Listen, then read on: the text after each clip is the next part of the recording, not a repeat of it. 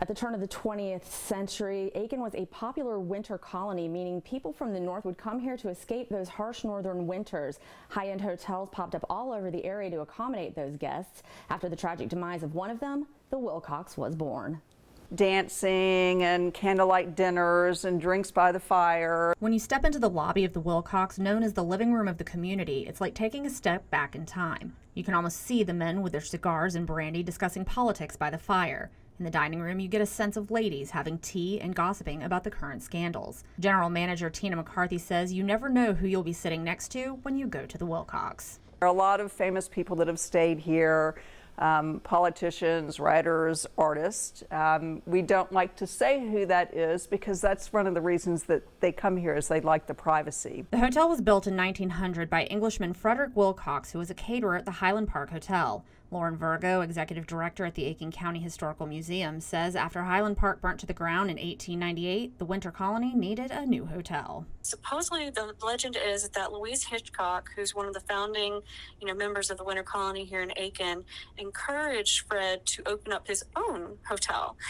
Especially after the loss of the Highland Park Hotel, you have a lot of the winter colonists who are looking for a place to stay, and they want somewhere nice, of course. And so she encouraged, supposedly, Fred to open this hotel. Many well-known historical figures have stayed at the Willcox, including Elizabeth Arden, Winston Churchill, and Harold Vanderbilt. The hotel once had to turn away the Prince of Wales, who was in town for the Masters, because there were no rooms available.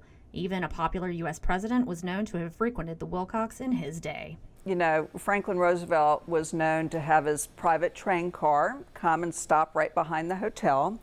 And there is a door down there, and we actually have a basement here. He would get off of the train, and there's that special door right there that he would quietly slide in and go up to his suite. And on the third floor, we do have a suite called the Roosevelt Suite. McCarthy says if only these walls could speak. One famous legend involves a snooty doorman with a particular taste in shoes. One of the more famous stories is that there was a doorman at the Willcox, because originally the Willcox was for male guests. So the doorman would check out the gentlemen as they were walking towards the Willcox's door, and he would say that, if they're not wearing shoes by Peel or Maxwell, which were these very famous London shoemakers, then we didn't want them here at the Willcox. The hotel and structure is beautiful. It has the distinction of being the first inn in the South with hidden plumbing for its bathtubs.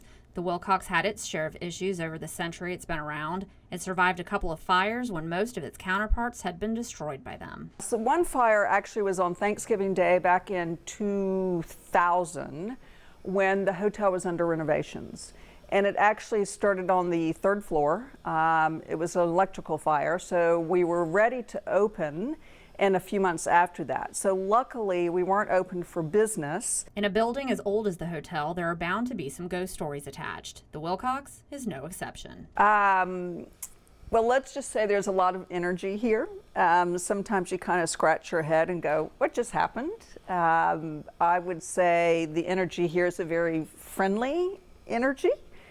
We have had some guests tell us stories. I've been here for a long time. I've personally never seen anything, but you can definitely feel the energy without, the entire building, you just feel it. McCarthy prefers to keep specific stories a mystery, but she did say some people have reported strange sounds and items moving. Just, they heard maybe something on the fourth floor, and we have no fourth floor. So little things like that when they'd come down to the desk and excuse me, no, you're on the third floor and we only have 3 floors. Virgo, however, shared a few fun ghost stories that she's heard. It has been said by many of the morning Willcox staff that every morning between 6 and 6:30, they can hear creaking stairs as if someone was coming down, but when waiting for the guests, no one came. As they watch up the stairs, the front door is heard opening. When anyone has gone to investigate, they find that 2 of the rocking chairs on the front porch are in motion. It is believed by all that they are Mr. and Mrs. Willcox. And the Willcox is just one of the hotels from that era in the CSRA that still functions as a hotel. For more on the history of the Willcox, including the legend of the doorman, just go to our website, WJBF.com. Hey Aiken, that's just part of your hometown history. In Aiken, Kim Vickers, WJBF, News Channel 6.